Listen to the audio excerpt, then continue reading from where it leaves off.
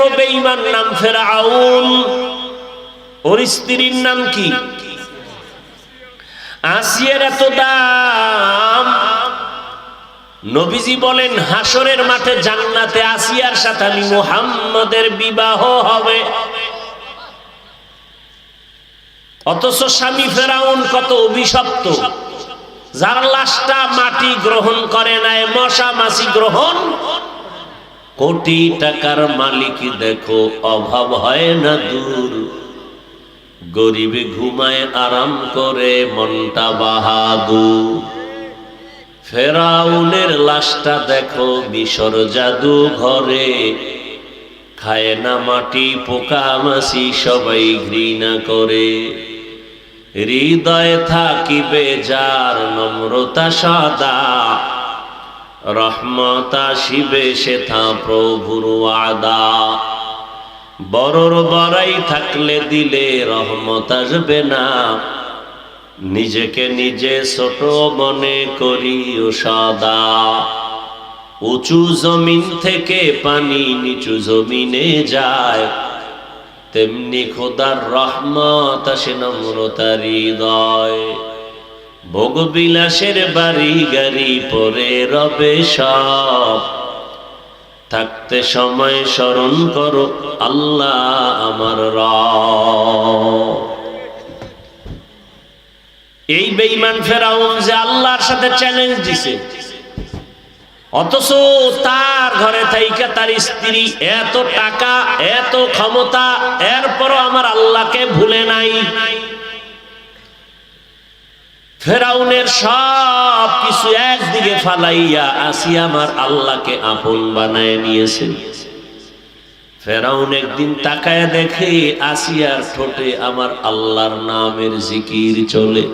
বাজেকার শাহর চেবিনি দর খরুশাস, ওয়ালে দানাত দরি মানা কে গুশাস।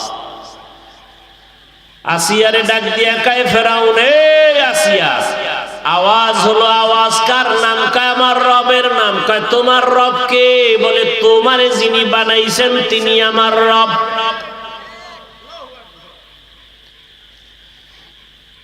ইন্নাল্লাযীনা ক্বালু রাব্বুনাল্লাহ,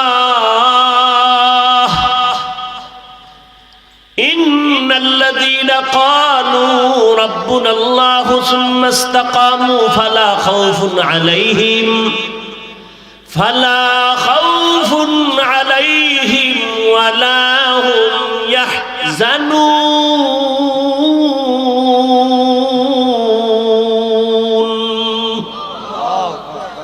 যারা বলে আমার রব আল্লাহ, কে আমার রব? কে আমার রব?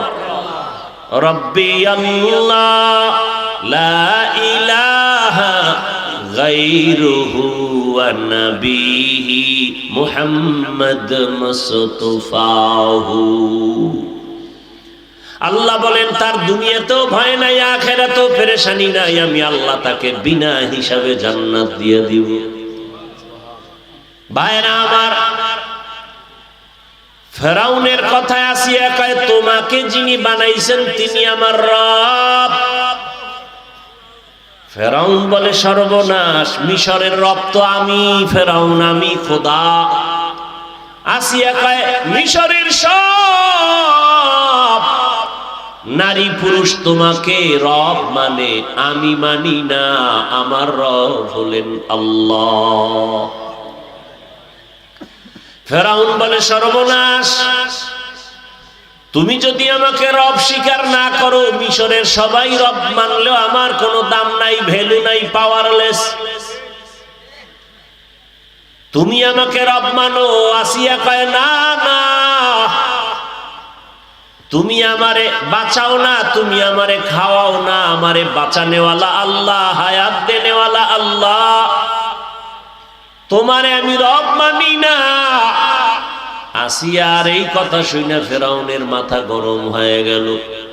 ও পর্দার আড়ালের আম্মা জানেরা, বোনেরা, ভালো করে শুনেন। এত বড় টাকাওয়ালা ক্ষমতাওয়ালা ফেরাউনের ঘরে থাকিয়া আসিয়ার মতো বান্দি আমার আল্লাহকে আপন করেছে। আর আপনার স্বামী তো ফেরাউনের মতো খারাপ না। আপনার স্বামী তো আপনাকে নামাজ পড়তে নিষেধ করে না, রোজা রাখতে নিষেধ করে না, আপনি বাচ্চাকে কোরআন শিখাবেন নিষেধ করে না, আপনি পর্দা রক্ষা করে চলবেন আপনাকে নিষেধ করে না। কিন্তু আম্মা জান, আপনি কেন পারেন না 5 ওয়াক্ত নামাজ আদায় করবেন, স্বামীর মাল হেফাজত করবেন, নবীর আদর্শ মেনে চলবেন, কেন পারেন না রে আম্মা জান?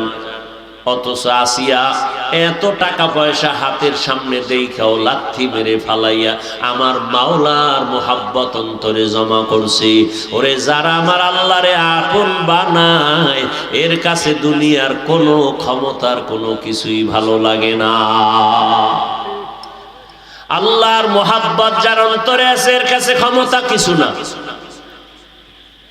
এগুলোকে তুচ্ছ মনে করে।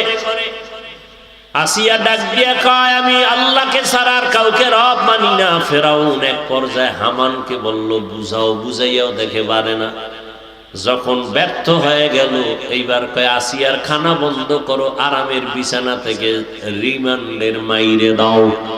আসিয়ার এখন খানা দেয় না, ঘুমানোর জায়গা নাই।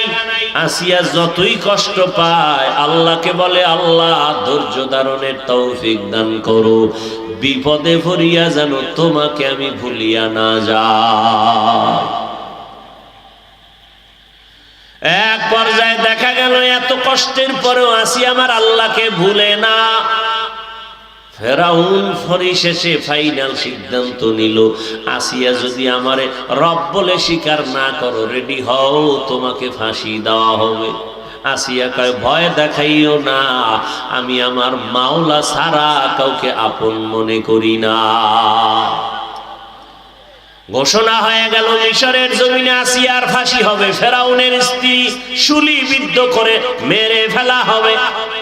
সময়ের তারিখ অনুযায়ী মিশরের হাজার মানুষের ঢল ময়দানে খোদা ফেরাউনের স্ত্রীর ফাঁসি।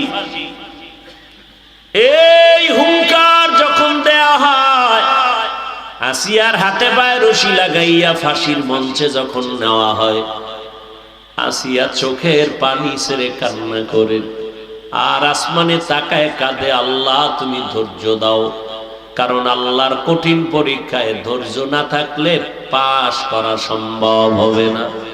আর ধৈর্য দিয়ে যদি বান্দা আগায় যায়, আল্লাহর ঘোষণা ইন্নাল্লাহা মা'আস সাবিরিন, আমি সাবিরিন ধৈর্য ধারণকারীদের বন্ধু হয়ে আছি দুনিয়ায়, আর হাসরে আমি ধৈর্য ধারণকারীদের বিনা হিসাবে জান্নাত দিয়া দিব। ইন্নামা ইউওয়াফাস সাবিরুনা আজরাহুম বিগাইরি হিসাব, কিয়ামতের ময়দানে ধৈর্য ধারণকারীদের বিনা হিসাবে আল্লাহ জান্নাত দিবেন। আসিয়া কাঁদতেছে, ফাঁসির মঞ্চ রেডি, হাজারো মানুষ দাঁড়ায় আছে দেখবে আমার শুলিবিদ্ধ। হঠাৎ আসিয়া তাকায় দেখে জমানার নবী মূসা রাস্তা দিয়া হেঁটে যায়। আসিয়া ডাক দিয়া কয় নবী মূসা, আপনি আমার হালাত জানেননি? কয় জানি, তোমার এখন ফাঁসি হবে। আসিয়া কয় দোয়া করবেন, বিদায় বেলা আপনার থেকে একটু জানতে চাই, যেই মাওলার প্রেমে পড়িয়া ভালোবাসায় ভরিয়া আসিয়া আজকে আমি শুলির মঞ্চে যাই, আবার ফাঁসি হয়ে যাবে। আমি খানা চাই না, বাড়ি চাই না, ফেরাউনের অট্টালিকা চাই না, আমি আমার মাওলার মোহাব্বতে সব সারিয়া না খাইয়া আমি আজ ফাঁসির মঞ্চে যাই। এই সময় একটু আপনি বলবেন, আপনি তো আমার মাওলার সাথে কথা বলে আসছেন, আমার আল্লাহ আমার উপরে রাজি নাকি বেজার? মুসা নবী কয় আসিয়া, তোমার উপরে আমার মাওলা পূর্ণ রাজি হয়ে গেছে।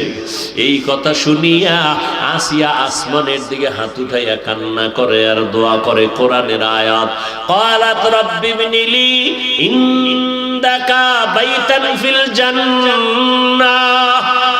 কোরআনের আয়াত। আসিয়া কাঁদে আর কয়, ও আসমানের মালিক, দুনিয়াতে আসিয়া তোমার ভালোবাসায় পড়িয়া বাড়ি চায় না, গাড়ি ছাড়লো, বাড়ি ছাড়লো, বিছানা ছাড়লো। ও আল্লাহ, বিদায় বেলা ফাঁসি হয়ে যাবে। তোমার কাছে দাবি, জান্নাতের মধ্যে তোমার কুদরতি পার্শ্বে আমার একটা ঘর বানায় দিও। ও আল্লাহ, এত আরামের ঘর, এত আরামের অট্টালিকা আসিয়া চায় নাই, তোমার পাশে একটা ঘর চাই। আসিয়ারে কম কষ্ট দেয় নাই, খানা দেয় নাই, পানি দেয় না, ঘুমানোর বিছানা দেয় নাই।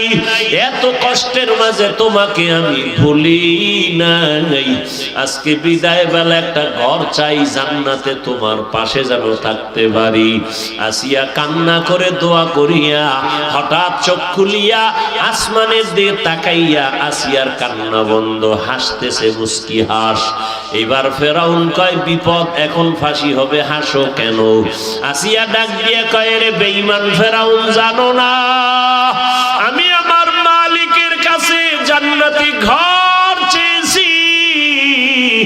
ও জান্নাতে ঘরের ছবি আমি দেখতে পাইতেছি। আমার মাওলা আমার কলবের দরজা খুলে দিছে। এখন তাড়াতাড়ি আমারে ফাঁসি দে, আমি এখন হাসতে হাসতে আমার মালিকের কাছে দেখা করতে যাব। হাজারো লাখ ফেরেশতা অপেক্ষায় আছে, আমার রূহটাকে জান্নাতের মধ্যে নিয়ে যাবে। তাড়াতাড়ি আমাকে ফাঁসি দাও। আসিয়ার এই হালাত দেখে বহু মানুষ ঈমানের দরজায় চলে আসতেছে। মানুষের চোখে পানি। ও পর্দার আড়ালের মা বোনেরা, কয়দিন আর দুনিয়াতে বাঁচবেন? এই ঈদের সময় কত মা মারা গেল, কত বোন মারা গেল, পানিতে ডুবিয়া মরে গেল, গাড়ির তলে পড়ে মারা গেল, ঘুমের বিছানায় পড়ে মরে গেল। কয়দিন আর বাঁচবেন? ওই আল্লাহর মোহাব্বতের সময়টা এখনো নষ্ট করিয়েন না। সন্তানটাকে আদর্শ ডাক্তার বানান, কোরআন পড়াইয়া ইঞ্জিনিয়ার বানান। সন্তানটাকে একটা ভালো সন্তান বানায় যান। ঈমান আমল ঠিক করিয়া সন্তানটাকেও যদি কোরআনওয়ালা বানায় ডাক্তার বানাতে পারেন, সন্তান এক সময় ডাক্তার হইয়া রোগী দেখবে, আজান হলে নামাজ আদায় করবে, আর কোরআন পড়ে পড়ে মা বাবার জন্য দোয়া করবে। এখনো সময় আছে, আল্লাহর কাছে তওবা করে আল্লাহর মোহাব্বত নিয়া চলবেন, আর নামাজ ছাড়বেন না, বেপরদায় চলবেন না। মনে মনে আল্লাহর কাছে তওবা করেন, আর স্বামীর মাল নষ্ট করবেন না। সন্তানটাকে কোরআন পড়ায় আদর্শওয়ালা নবীর মোহাব্বতের ডাক্তার, প্রফেসর, ইঞ্জিনিয়ার বানাবেন। ও আমার কলিজার যুবক, আল্লাহর কাছে মনে মনে তওবা করো।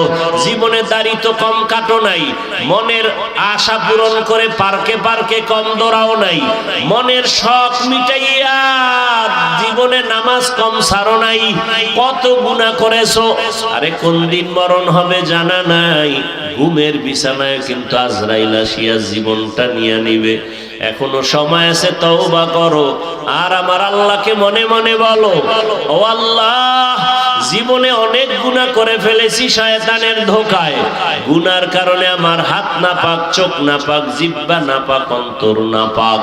আজকে তওবা করলাম, আর নামাজ ছাড়বো না, আর দাড়ি কাটবো না, বেপরদায় চলবো না। মা বাবার দোয়া নিয়া, শিক্ষকের দোয়া নিয়া, উলামায়ে কেরামের দোয়া পরামর্শ নিয়া নবীর আদর্শ মেনে চলবো। তওবা যদি করার মতো করতে পারো, জীবনের সব গুনাহ মুহূর্তে মাফ হয়ে যাবে। তবে সবার কপালে হেদায়েত আছে কিনা জানা নাই। আবু জাহাল নবীর দেখলো, 13 বছর বয়ান শুনলো, কালেমা পড়লো না। আর ওমরের মতো বান্দা 27 বছরে তরবারি নিয়ে নবীকে জবাই করতে গিয়া কালেমাওয়ালা হয়ে গেল। ও আমার যুবক বাবারা, বৃদ্ধ বাবাজিরা, জানি নাই ময়দানে কার কপাল আবু জাহালের মতো পোড়া, আবার কার কপাল ওমরের কপালের মতো ভালো। যদি ভালো কপাল থাকে তওবা করো, আল্লাহর বিরুদ্ধে যাবা না, নবীর আদর্শ মেনে চলবা, মা বাবার দোয়া, শিক্ষকের দোয়া, উলামায়ে কেরামের দোয়া নিয়ে চলবা। তওবা করার মতো যদি অন্তর তৈরি হয়, মুনাফিকি যদি না থাকে, খাঁটি তওবার নিয়ত যাদের আছে, দুটো হাত আল্লাহকে দেখায় দাও। আয় আল্লাহ, আমাদের হাতগুলো কবুল করে নেন, তওবা কবুল করে নেন। তওবার উপরে মজবুত হইয়া চলার তৌফিক দান করেন আমিন। আলহামদুলিল্লাহি রাব্বিল আলামিন। والصلاة والسلام على سيد الأنبياء والمرسلين وعلى آله وأصحابه أجمعين يا أرحم الراحمين يا أرحم الراحمين يا أرحم الراحمين رب ارحمهما كما ربياني صغيرا اللهم إنك عفو كريم تحب العفو فاعف عنا اللهم إنا نسألك رضاك والجنة ونعوذ بك من سخطك والنار اللهم إنا نعوذ بك من البرص والجنون والجذام وسيء الأسقام اللهم إنا نسألك علما نافعا ورزقا واسعا وشفاء من كل داء اللهم اجعلني من المستجابين للدعوات ও দয়ার মালিক গুনাহের বোঝা নিয়ে আমরা আপনার দরওয়াজায় হাজির ওলামায়ে কেরাম মুরব্বী হাজী সাহেব ব্যবসায়ী চাকরিজীবী পর্দার আড়ালের মা বোনেরা আমার কলিজার যুবক বাবারা ছাত্র ভাইরা আয় আল্লাহ আমরা সবাই জাহান্নামের আসামি গুনাহগার মেহেরবানি করে আমাদের জীবনের গুনাহ মাফ করে দেন আয় আল্লাহ মাহফিল কবুল করে নেন আয়োজনকারী সহযোগিতাকারী দান সৎকারীদের কবুল করে নেন আয় আল্লাহ মা বোনদের আবেদা পর্দাওয়ালা বানায়া দেন সন্তানগুলো নেককার বানায়া দেন পরীক্ষার্থী যারা কামিয়াবি দান করেন আয় আল্লাহ যারা চাকরি করে ব্যবসা করে কামাই রুজিতে হালাল ভাবে বরকত বাড়ায়া দেন অভাব দূর করে দেন ঋণ আদায়ের কুদরতের দ্বারা ব্যবস্থা করে দেন আল্লাহ সারা দুনিয়াবাসীকে মাফ করে দেন আয় আল্লাহ যুদ্ধ বিগ্রহের হালাত থেকে মানুষকে স্বাভাবিক জীবনে ফিরায়া দেন প্রবাসে আমাদের ভাই বোনেরা যারা আছে হেফাজতের ব্যবস্থা করে দেন বাংলাদেশ শান্তির দেশ বানায় দেন আয় আল্লাহ দ্বীনের জন্য দেশের জন্য যারা জীবন দিল তাদের মাফ করে দেন আল্লাহ এখনো যারা চেষ্টা করে কবুল করে নেন ও দয়ার মালিক বাতিলের মোকাবেলায় বিজয় দান করেন বাতিলকে বাতিলের দ্বারা দমন করে দেন বাতিলের নেফাকি জাহের করে মুমিনের ঈমান আমল হেফাজতের ব্যবস্থা করে দেন আয় আল্লাহ তাআলা ঈমান আমলের শক্তি আমাদের বাড়ায় দেন ইলম হিকমত আমলে বরকত বাড়ায় দেন আয় আল্লাহ উলামা তোলাবা উম্মতের অন্তরে ইজ্জত মুহাব্বত রব বাড়ায় দেন